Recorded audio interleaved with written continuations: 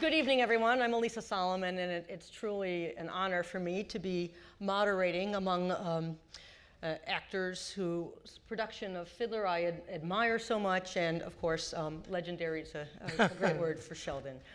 It's really a pleasure to be here. I'm just curious, it's hard to see out here, but how many of you have seen the current production? Oh, wow. Okay, great. Jews! And just curious, how many of you saw the original 1964 production with Zero Mostel? Wow. Okay. Wow. Wow. And is there anyone in here, don't be shy, raise your hand, who has never seen a production of Fiddler on the Roof? Shame on you. Okay. All right, good. So we can use a lot of shorthand and references to things tonight, and won't be a problem. So you have programs with bios of the distinguished careers of Adam Kantor, Jessica Hecht, Melanie Moore, Danny Burstein, and Sheldon Harnick. And so I'm not going to take our precious time to recount their many accomplishments here. We're just going to sort of jump into conversation. And there's so many things to talk about with the making of the show, the long history and legacy and influence of it, and of course the aspects of the current production. I'd like to start with one of the things that struck me very strongly about the new production, and I'll direct that to you first, Sheldon, and that's the sound of the show, the scoring, the arrangements, the way the music is in Bart Scher's production. There's a full pit orchestra, which we're not so used to on Broadway anymore these days. Some of the arrangements are different. There's some, I think, changed or new between scene music and dance music in the wedding. Could you tell us a little bit about what's happened with the score and what you think about it? You just reminded me that I have my own research to do on that because I don't know who did all the orchestration. Originally, the orchestrations were by a superb orchestrator named Don Walker. In the 1993 production, they brought in an orchestrator named Larry Hochman to kind of dust off Don Walker's orchestrations and bring them up to date. But in this current production, I'm not sure whether any of the Don Walker orchestrations are left. I think they are, or the Larry Hochman, because I know some of the orchestrations are by our superb conductor, Ted Sperling, who, by the way, is conducting the orchestra. I've never heard the orchestra sound so good. It's a wonderful sound. Anyway, Ted has orchestrations. Hofesh Schechter, the choreographer, got an Israeli composer, Oren Elder, I think his name is. Right, yeah. And he's written a great deal of the new music, and it's wonderful. And I believe he did his own orchestrations. So it's hard to know exactly. All I know is that they all sound of a piece. You don't feel that this number has ended, now it's a different orchestrator. It all sounds like it's by the same person. So that's a blessing. Mm-hmm. Are you happy with it? I am thrilled with it. As I say, the orchestra itself just sounds just extraordinary. It is a large orchestra. I don't know that it's as large as we had. I think originally we had 87 pieces. I think. Wow. No, we had.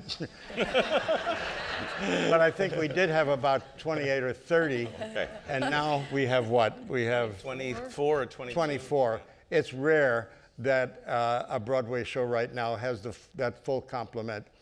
In fact, it reminds me, one of the great orchestrators on Broadway is Jonathan Tunick. And a year or so ago, there was a production of Follies, and we saw Jonathan, and he looked very glum. And we said, "Why are you so unhappy?" He said, "I just realized I'm spending the second half of my life making reductions of all of the orchestrations I made in the first half of my life, because the orchestrations are such an expensive part of a production." Yeah. Let's stick with the sound of the show for a second. I'd like to turn to each of the actors and ask you about how you think about how your character sounds. Was there consideration about accent, pitch, cadence, those kinds of things, anything that you were going for in how you wanted your character to sound? Do you want to start by talking about Tevye? Yeah, I had an idea of how he sounded, sort of Russian, Jewish, Lower East Side, New York. Mm-hmm. That's how I had envisioned him. Mm-hmm. And when I first talked to Bart about it, he said he wanted thick Russian accents, and we talked about it. And as we got closer to rehearsal, he sort of backed off on that. And the more we read lines together, the more he said he felt that didn't exactly fit with the piece. It was a little, for lack of a better term, too authentic, and it didn't translate. And the comedy, I don't think, would have played as well. So I had that idea of that, and sort of went for that. I mean, you must have, as I think all of us have who listen to, and a lot of our cases grew up with the original cast album. Sure, yeah. Zero's voice Right. in your head and those cadences and so on. Yeah, well, the show was also written for him. Yeah. So it's, if it were written, like when I did Drowsy Chaperone, that show was, that part was written for me. And so they styled it and fit it around me, which is smart, because it played to my strengths. And I assume that's what happened with the original production of Fiddler, and smartly, because, that's where Zero's strengths were, and they played to that. I wanted it in Yiddish. So, yeah, you hear that, but my job then was to throw that out the window as much as possible and break it down and make it as, when you work with Bart, that's what you do. It's very tough because early on in the early stages of rehearsal, you throw all the comedy out the window. You just make it as serious and real as possible, and then you build from there. So you're always starting from an honest place. And it was frustrating. I remember mentioning it to Jessica early on that, but this is, I've worked with him, this is my 4th show with him, so I knew that was the process. It didn't make it any less frustrating, but it worked out in the end, and I trust him. You're very funny in your part. Yes, you are. Thank you. But you were nodding, Jessica, about about this, and could you answer the question too? I love that question. I'm intrigued because I think Danny and I are similar in that I had never done a musical, but when I do a revival, especially, I do a lot of revivals. I read the text over and over again for the first month, just in my home before we start rehearsal, to figure out how the character sounds. That's all I'm interested in. And because the book of this this play is much shorter than it would be if it was a straight play, I really wanted to know how it sounded. And to me, from the day I first read it, it sounded the way my grandmother talked, who was, like a vibrant member of the workmen's circle and spoke Yiddish and spoke to my father in Yiddish and really had that distinctly in her character. And so she I guess to me it's always been referential to her and her friends, which is a Yiddish Ukrainian accent. And I don't know that I thought in retrospect, Bart never really spoke about the accents after that. But the truth is, for me, as I kept working on it, there's also, when the book is short, you keep thinking, well, in this scene, my character yells a lot. And in that scene, she yells. And I didn't want to make my voice too high because it becomes annoying, as an audience member. You want to hear a voice for what it's saying, not for the pitch, unless something's going on. So then it becomes calculated. But if you could see the words on the page, you would see why, for me at least, why it would need to be a little Yiddish, because it's just, the rhythm of it reads that way. So it becomes super personal, yeah. And we're talking about Golde, of course, in Jessica Hecht's case, so I didn't mention before. Yeah, oh yeah. Yeah. And that's very much in Joe Stein's comic style as well, right? That the rhythm of his language. Rhythm. You're trying to be a detective for the rhythm. But we don't know Joe, but but we hope, you hope so clearly that you found it. Yeah. And do you think that carries over to the generation of daughters and suitors? Does it make sense? But in terms of the sound, I took some cues from the Sholem Aleichem stories on which Fiddler is based. I looked at a couple translations, and in both of them, Motel had a sort of punchiness, I thought, and there was a lot of quick words with exclamation points. And it has a sound when you read it, and I think I got something from that. Yeah. And what about you? It was a very interesting experience for me. It was the first time that I've ever taken on a role. So I think finding my voice in general was something that was a little bit of a challenge to me. Yeah, you've mostly been working as a dancer. Dancer, yeah. So it was definitely a challenge, and it was so wonderful to have these two as my parents in the show. But I do think that Bart wanted us to feel really accessible to our generation, and I think that our accents, I know that we had a lovely lady come in and kind of assess our dialects, and the first thing that she said about mine was, I think the woman who plays Chava is very Southern. I think that she has a Southern accent. So apparently when I am from Georgia, so when I found my voice, it was in my original accent. So I did a lot of work with the word to, because I wanted to say "tuh." Apparently, I had no idea. And so I did a lot of work with that, and then really trying to feel in the language of my parents and my other sisters. And really, finding a voice, I guess, was something that happened over the course of previews, I think, was when I actually started to feel a part of that family, because we all kind of have, I say a lot of the same words that Danny says, and so I would listen to the way that he would say things, like man is the way I would want to say that, and it was just, it's learning from the people who are around you is how I kind of was able to find a sound for myself. So sorry, go ahead. When you came in to speak with us, because Alisa came in and spoke with us, and the rabbi, this very esteemed rabbi, came in and talked about the shtetl life. And so in the context of when this play takes place, some of the characters are being educated and some are not. And so it alters the way they speak, and that really influenced us. We had this incredible, Alisa's part of it, dramaturgical team. So it was interesting. Yeah. So we've been talking about some of the sort of technical research. Let's talk a little bit about more about what you just mentioned, Jessica, the research into the culture, the background, the history of the show. I mean, that was a big part of making the show in the first place, right, Sheldon? You guys were reading Life is with People and the stories themselves in order to immerse yourselves. And Jerry Robbins, most of all, was like giving himself a PhD in Jewish culture. Can you tell us a little bit about the process of research when you were making the show? Well, for myself, the main source was the Sholem Aleichem stories themselves. In fact, it's a little embarrassing when I think of the lyric to If I Were a Rich Man. I think in one of the stories, that lyric practically exists. And if somebody reads it, they're going to say, aha, I see what he did. He just took it literally and adapted. But Sholem Aleichem was the primary source. And then this wonderful book, Life is with People. I can't remember their names, but they were two anthropologists who realized it was just before World War II that Jewish people were fleeing from Europe. And they had, as they came to America, they interviewed them all. They wanted, mostly they thought there would be big differences from the Jewish communities in one country and another, and they were startled to find how similar the cultures were and that there were minor differences. But that book had so many details. For instance, in the pogrom, it mentioned how often pillows were torn and feathers were in the air, which reminds me that at one performance of Fiddler, I was in the audience, and I was sitting across the aisle from an elderly couple that looked like they'd been in a concentration camp.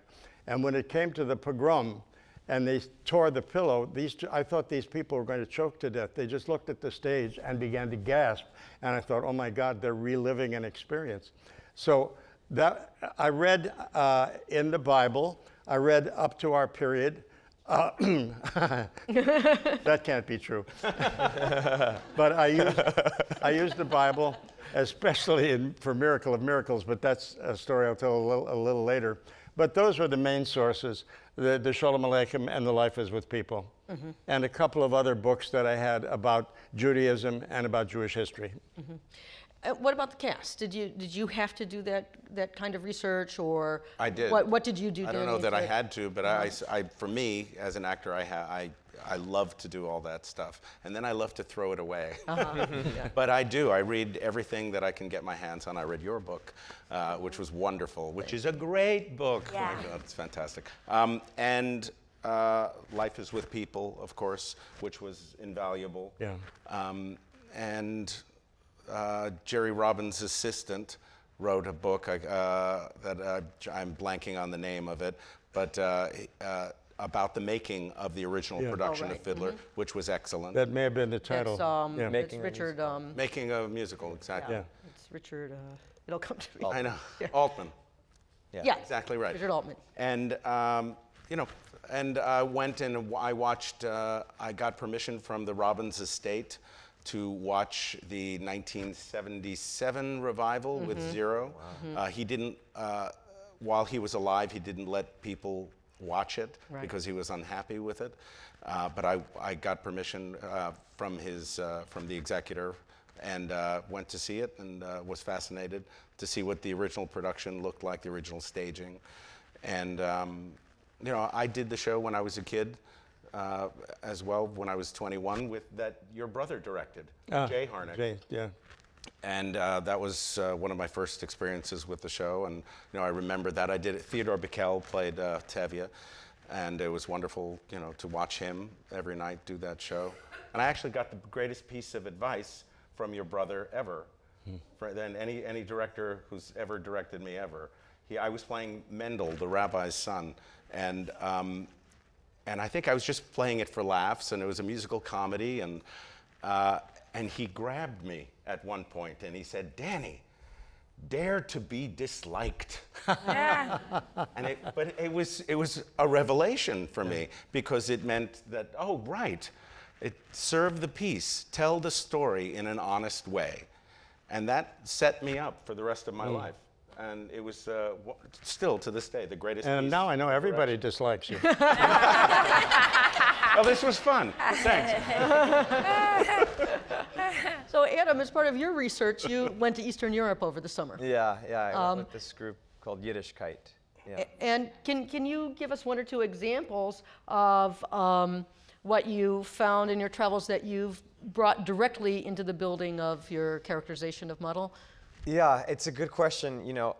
It's like what Danny said. I think you do it all and then you sort of throw it away. And I think and I hope and I believe that it has infiltrated the performance. I don't know that I can say in this moment it's because of this moment over the summer, but I think there was just in approaching the role and the material, I wanted to bring a sense of dignity to it, and that this was a real person that lived in this real time. And I know that was Bart's approach. And of course, before I go on stage, I put myself in the landscape a lot, especially before our big scene when I'm running on to ask for Seidel's hand in marriage. I think about some of the shtetls I visited and what it must have been like for this young tailor to run through and all the babushkas looking out the windows and saying, "Where's that guy running?" And so there's the landscape, and of course I did meet some old people who had lived not in 1905, but when there was Jewish life in these shtetl. So I think there's just a general sensibility.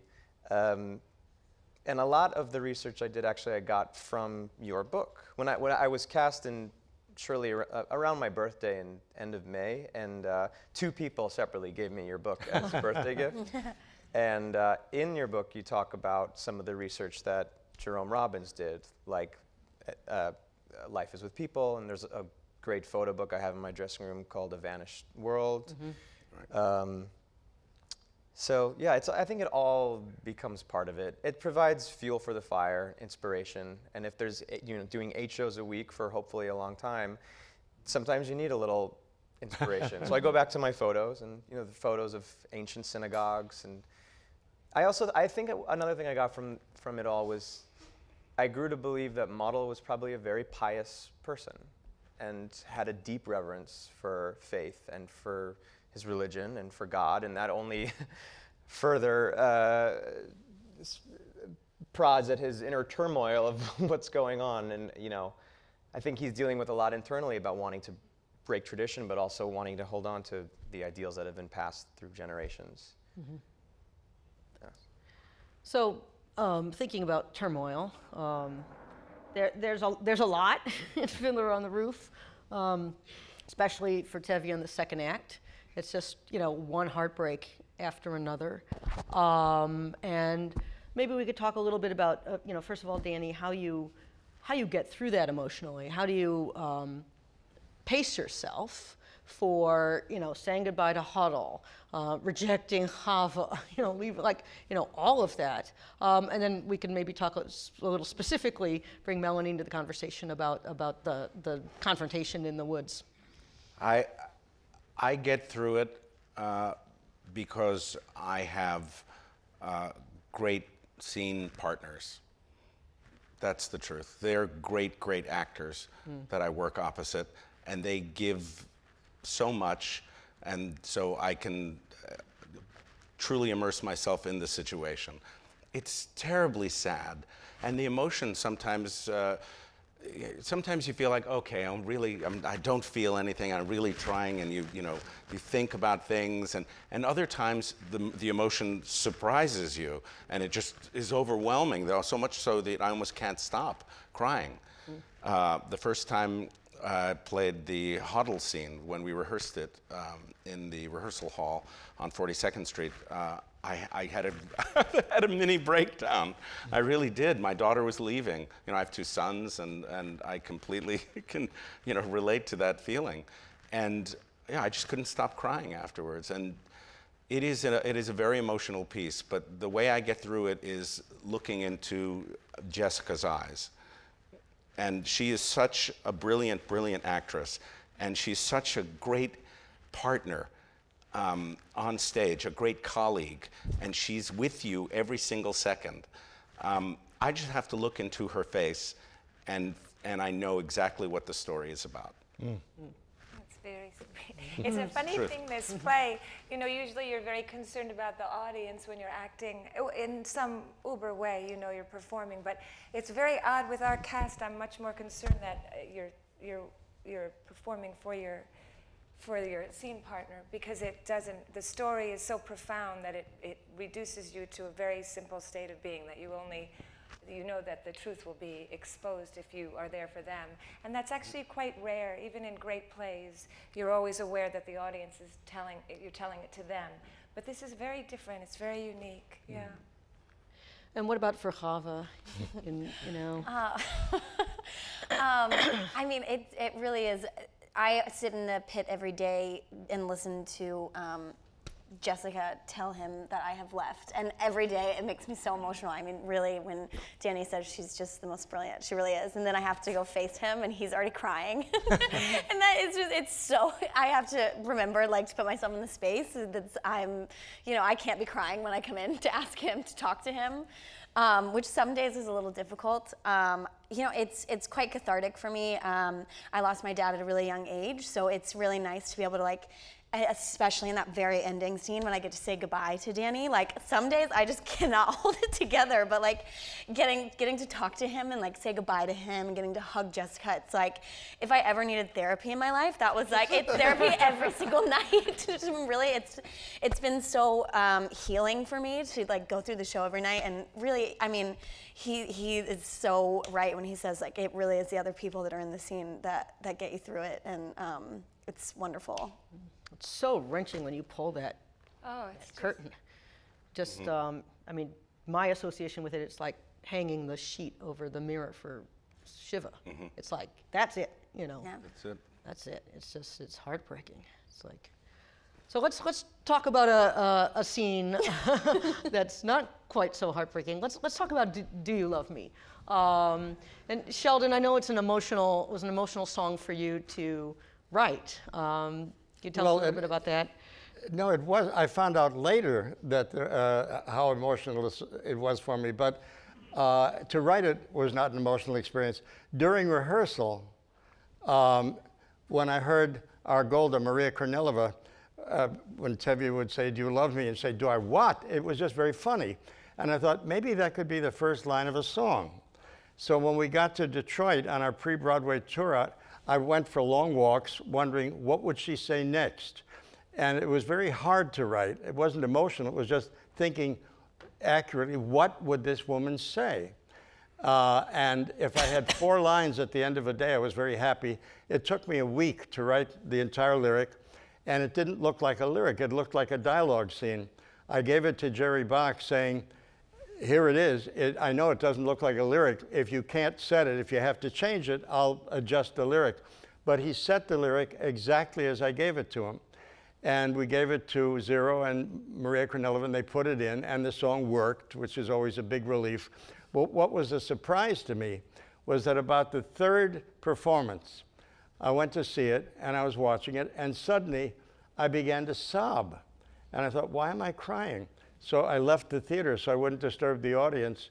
And then I realized growing up in the Depression, there were a lot of fights between my parents. In fact, my brother used to hide under the bed sometimes. The fights were so violent. So I found myself wishing that my parents had had a relationship like Tevye and Golde, and it was just so unexpected and so moving to me that I started to cry.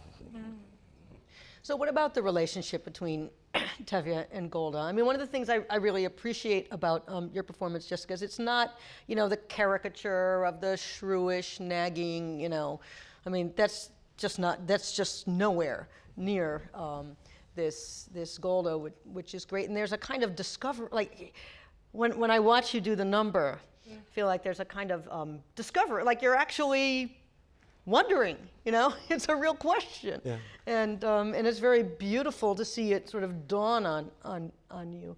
Yeah. How did you develop it together? Did it come together all at once? Did you try different things? What's it like for you? It's each day. It's so different. I think for me, because just singing something so deeply resonant is new for me still. But my history with that, understanding this song, is similar to what Sheldon's talking about, because I know of that type of, my grandparents had like this incredibly hostile relationship, and of course when one died, the other just didn't go on for more than a few months. So I know that it comes from like this just profoundly deep kind of love that is just unspeakable in terms of the psychology that we're talking about.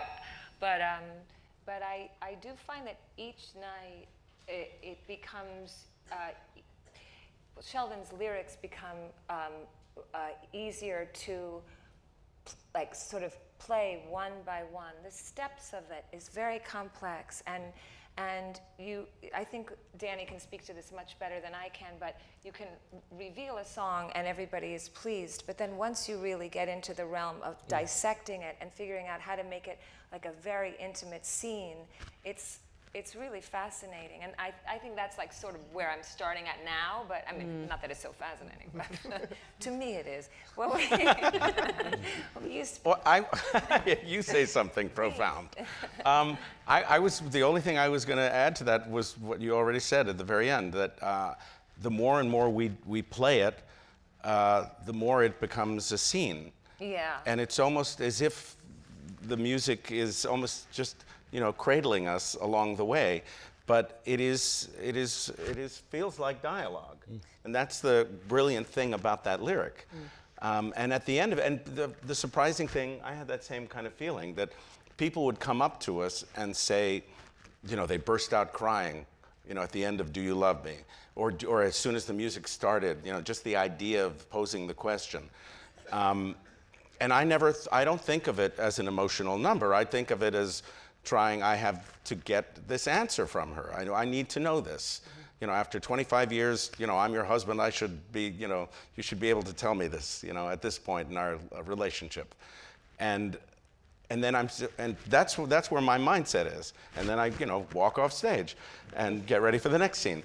But when people come up to me and say, they were so moved by that number, I'm surprised. Like, wow.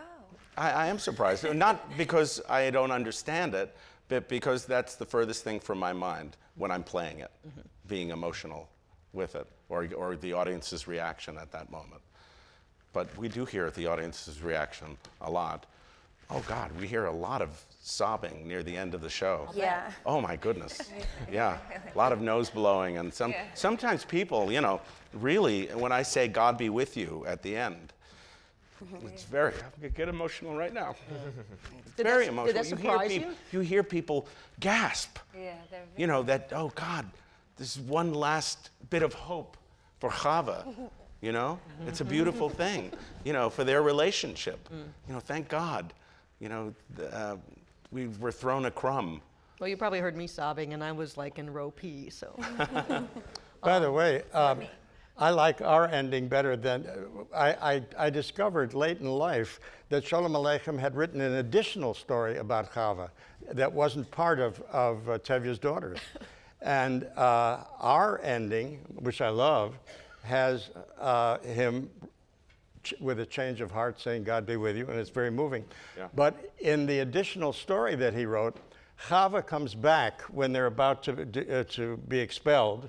She comes back to be with them. She's left her husband, and he's turned out to be not a very nice guy. Yeah. And I thought, I don't like that. I like ours much better. I do too. Let me ask you one last thing, and then we'll do some of these audience questions. And it refers back to something you said, Melanie, before about having these parents on stage. And that's, you know, all shows create a kind of community, right? A company always coheres in a way. It's very beautiful and real. Not all shows. Okay, all right. But that's an ideal, I guess. But Fiddler seems to do that in a very special, unusual way, because family is at the heart of it. At least that's what I've observed, and I wonder if that's been your experience, and if you could talk a little bit about that. It has. I think so. I mean, I feel like all of us really, the casting in the show has been unbelievable. I feel that like every day, that they've cast some of the most wonderful human beings. And we all genuinely really enjoy being around each other, which makes it so easy to be on stage with somebody that you actually have rapport with and you like and you want to see them outside of the show. But it's also like, these are two of the most talented people I've ever met in my whole life. And then I get to learn from them every day. It's like a master class every single time I'm on the stage. And then my sisters, and you build these relationships, and Fiddler makes you so vulnerable throughout the course of the show that you really feel like you start to know these people deeper than, I mean, my sister calls me and she's like, you're posting pictures with your fake sisters all the time, and you haven't called me in a week. And I'm like, I'm so sorry, I really love them. It really is, it's like a family, I mean. It strikes me too that there is something special about the show, and I think you'll understand when I tell you that when we were searching for a title, the title that Jerry Bach and Joe Stein and I wanted originally was Where Papa Came From. All of our fathers had come from the old country, and knowing that, and what we put into the show was very special for us. It was something that was very close emotionally to all of us, and I think that kind of permeates the show and the actors who are performing it. Okay, here's one. I love the show. What are some of your pre-show or regular rituals? I'm going to throw that to you, Adam. I just have a feeling you have some. I usually, there's, to like narrow it down, some kind of physical warm-up, some kind of vocal warm-up, and then something that's like spiritual or emotional. And that would be, I have photos in my dressing room of ancestors and photos from my trip this summer to Eastern Europe, and some of the sort of visualizations that I was talking about earlier. But I think the most important thing is just connecting with the other people, with the mishpacha here. Because as I hope you can tell by this point, they're really nice people. And yeah, it just to have a moment or a touch or something, especially with my title. Yeah. Okay. How did you feel when you found out that you won a role in Fiddler, such a legendary show? Did you do anything special or call anyone special to tell them? Is being cast in Fiddler any more special or exciting than when you were cast in other roles on Broadway or other shows? Looking at you, Danny. Well, I actually found out that I might be getting an offer 2.5 years before we started rehearsal. I was doing Tally's Folly off Broadway with Sarah Paulson at the Roundabout, and Bart, our director, came to see the show, and he said, hey, let's grab a beer after the show. And I said, fine. He said, listen, they've asked me to direct Fiddler in 2.5 years. and I'd like you to play Tevye. I said, okay. He said, now, having said that, they may, at the end of the day, want to go for a TV star or a movie star, so it may not happen. Thank God they got an actor. Well, so, you know, it was good news, bad news kind of thing. So I couldn't actually tell anybody. I just had to sort of sit on it and wait and see if the theater gods would make it happen. And a year and a half later, I got the offer officially. So I had to wait around for a while. And then I went to Disneyland. No, I didn't. I just, what did I do? I celebrated, of course, with my wife and family. It's such a special, it's a you've written a masterpiece. Mm-hmm. It's such a beautiful, beautiful show. It really is. That will last forever. I must say, when we asked Bart Sher to be our director, almost immediately, when he accepted, he said, fine, and I want Danny Burstein to be Tevye. Mm-hmm. And we thought, great. We had all seen and loved Danny's work, but there was never any mention of a movie actor or anybody else. It was Danny from the very beginning. So Bart lied. Who did you call, Jessica? I had to go to rehearsal. My friend Jeffrey Richards lives in my building. He's going to be mortified that I'm telling a story, but he's my one of the producers, who's a remarkable person, came to tell me in person. But I had auditioned many times for this part, and I had not gone through quite that experience in a long, long time. I've been blessed not to have to go through it as much as I did for this, because I get so nervous. And so I finally became very zen, and I thought, well, this is a reminder that you're never that big, that you don't have to prove yourself. And then the doorbell rang, and Jeffrey told me that I had gotten it. Because as soon as you finish an audition, you think, I got it. I didn't get it. And so I was walking home that day thinking there was no chance. And then I came up from rehearsal and called my mother, and she said, you? Really? Ma? And here I am. All right, well, that sounds like a good segue to Miracle of Miracles from that point of view, though Adam's going to sing it for us in a moment. So the song was not in the score originally when you rehearsed in New York and then took the show to Detroit. The song didn't exist yet. You wrote it in Detroit. Why did you write it, and how did you write it? Well, we had given a different song, a very romantic song to Motel. It was called You Could Have the Richest Man in Town. It was a very sweet song.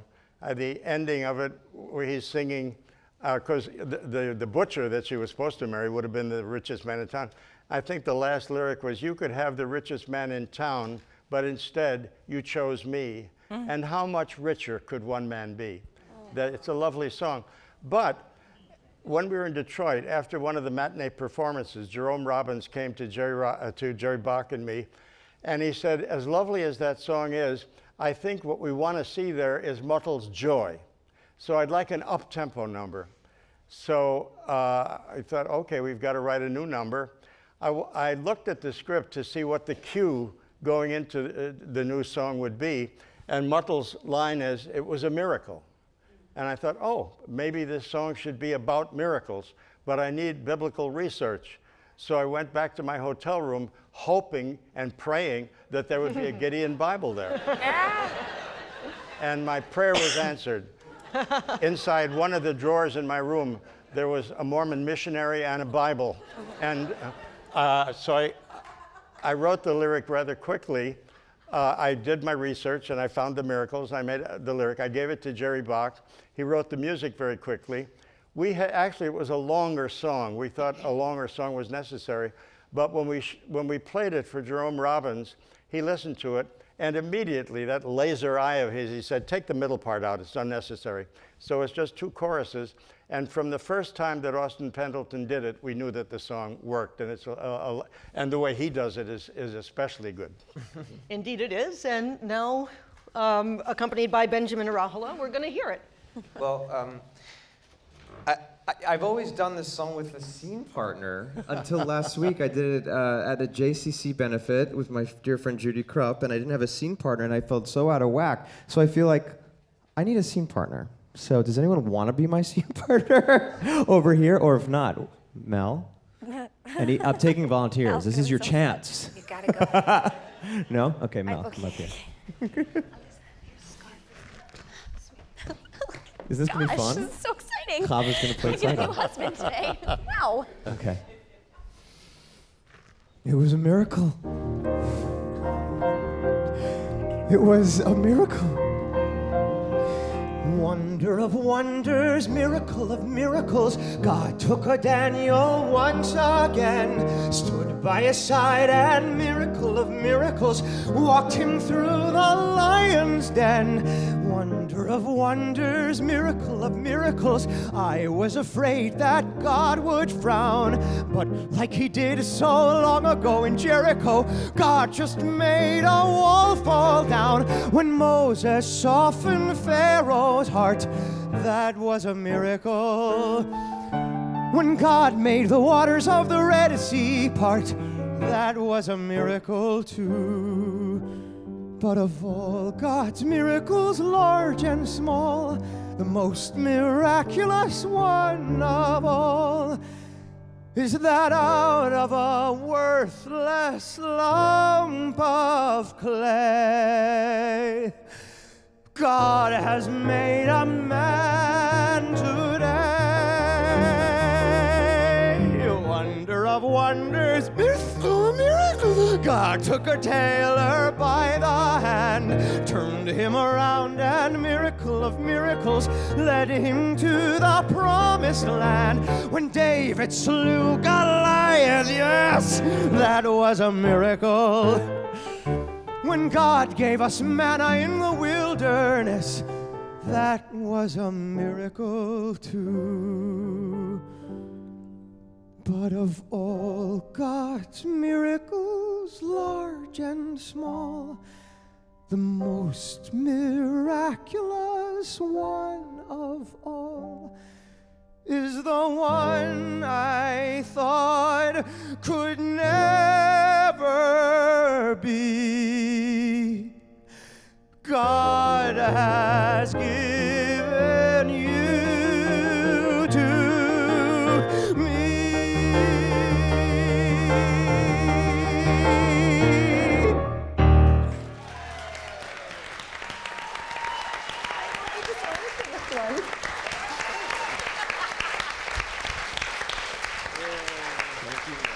Thank you, Adam. So that concludes our panel for this evening. Please join me in thanking Sheldon Harnick, Danny Burstein, Adam Kantor, Chava, and Melanie Moore. Alisa Solomon. Yeah! Benjamin Rahalik.